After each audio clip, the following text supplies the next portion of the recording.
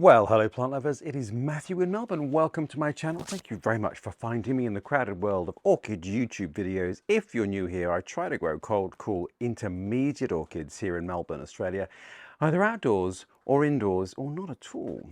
The struggle is real, and if it's of any interest to you, do hit subscribe. I post every week on a Friday and I am a complete amateur. And what this amateur has stumbled across today is this, ta-da, ta-da, ta-da, and it has no label and it was on sale. Two things I can't resist. As you can see though, looking at it, it is more than likely an Australian Dendrobium speciosum, or, which is more likely, a hybrid thereof. And it's a little sort of shorter and squatter than perhaps the full-fledged species speciosum. So I am assuming it is a hybrid. And I asked the person who was selling it if she could remember what the flowers were like, but she couldn't. Now, there's not a huge variety of difference, I must say, in all of them. Many, many, many Dendrobium speciosum hybrids that you will find. I mean, they essentially go from almost white to an incredible sort of egg yolk yellow gold and everything in between.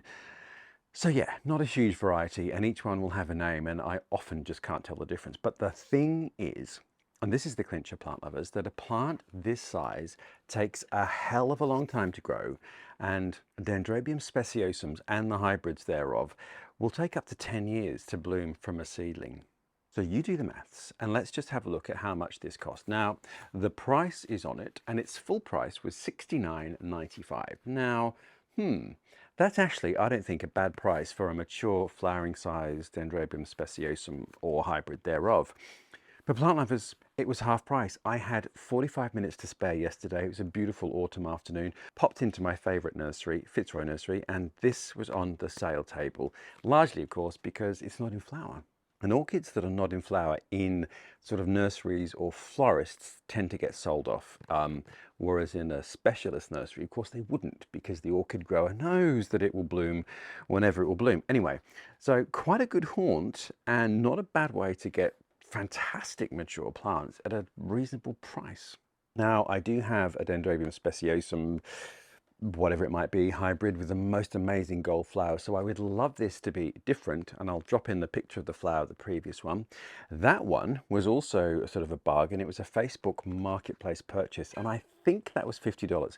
So this is $34.95, cheaper half the price.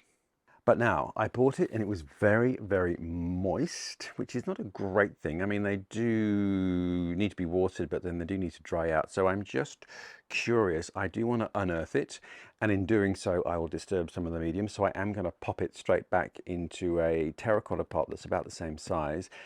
And what I potted in, plant lovers, might well surprise you. So that's what we're going to do. Have a look at the roots just to make sure all's well in the Kingdom of Denmark, and then pot it on.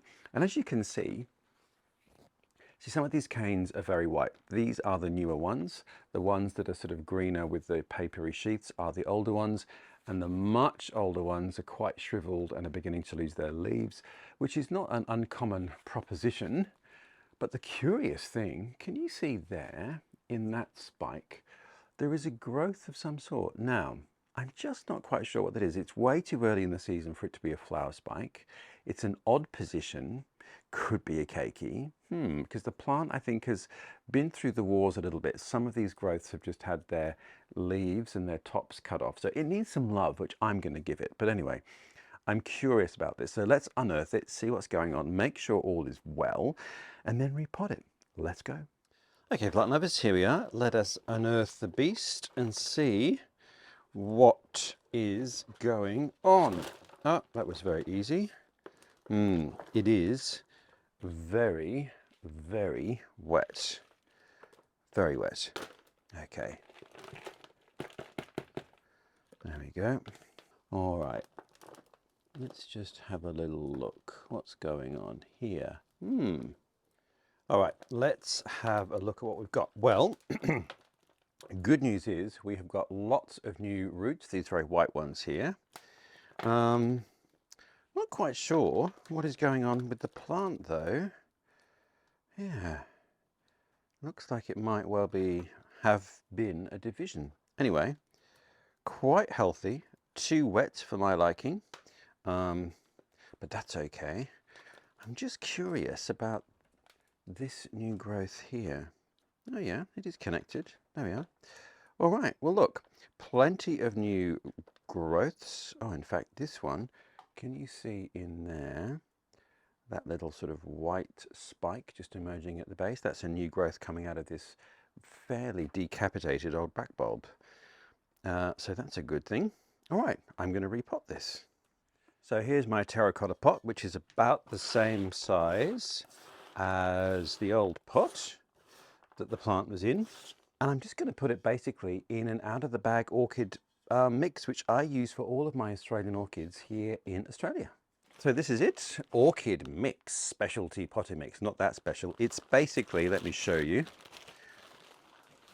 It's basically a sort of a fibrous bark mix, but with much more sort of fibery granulation in it than you would with just normal bark. And I find that my Australian orchids just really love it, because where they grow in the wild, they do tend to grow in sort of contained areas in the roots of trees or in the branches of trees where lots of material has actually gathered. So I feel that this sort of approximates what you're going to find them in the wild. Anyway, that's my that's my excuse, and I'm going to stick to it. So just shove some of that in there.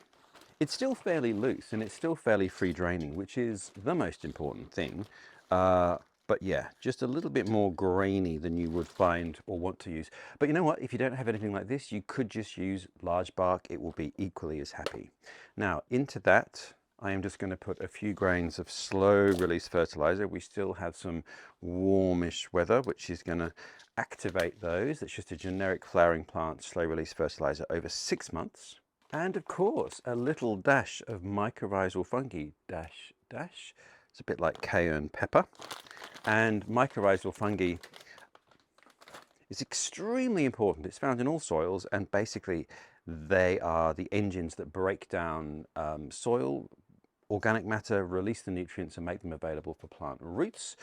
And the plant roots give the mycorrhizal fungi energy from photosynthesis. Mycorrhizal fungi also makes available moisture to the plant. So it's a very symbiotic relationship, very important. So by adding mycorrhizal, you're just sort of adding to the general juiciness of this mix. You can't ever damage the plant by doing that. You can only help it. So the worst thing you could do is achieve nothing by adding mycorrhizal fungi. Anyway, there's more than likely mycorrhizal fungi already in this mix, but I've added a little bit. It just helps stimulate root growth too. Okay, let us plonk our orchid unceremoniously.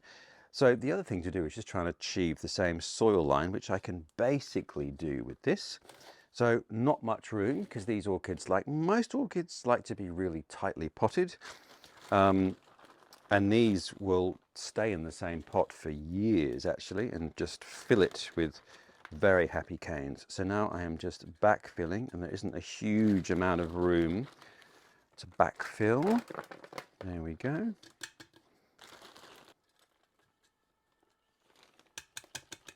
Okay, there is our repotted plant. Let me remove that very obvious price tag off the pot. So there is our finished plant, looking very happy, I must say. And although it was a little moist, I am still going to give it a diluted watering with this sea salt, which is a seaweed-based tonic, not a fertilizer. And it just helps transplanted plants. And also if you've received something in the mail and it just might need a bit of a boost, good idea to dilute it by about, so sort of 1/8, 1/10 what's recommended on the bottle.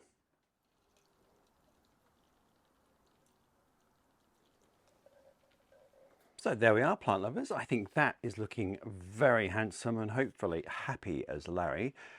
Interesting, great new growths. Then there's some new growths emerging. We'll see what it does in spring.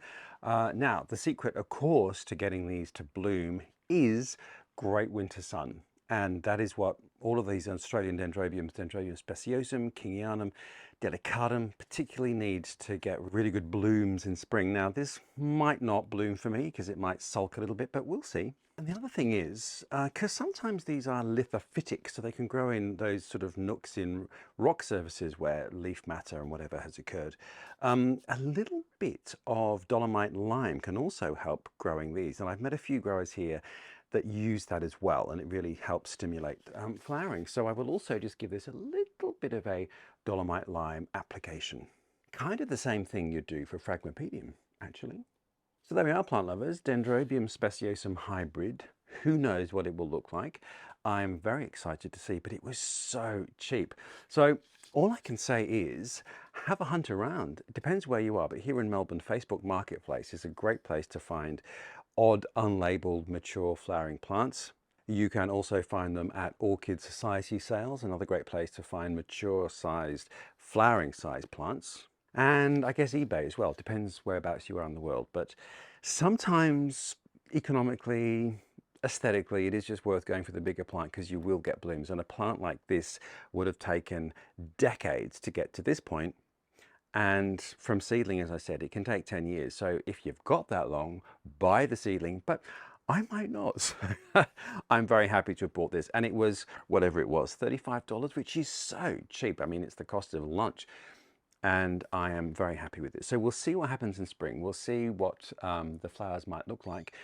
If it blooms, I'll show you. If it doesn't, I won't, because that will be a really dull story. But anyway, plant lovers, do hit subscribe because I post every week on a Friday. My ramblings are very amateur.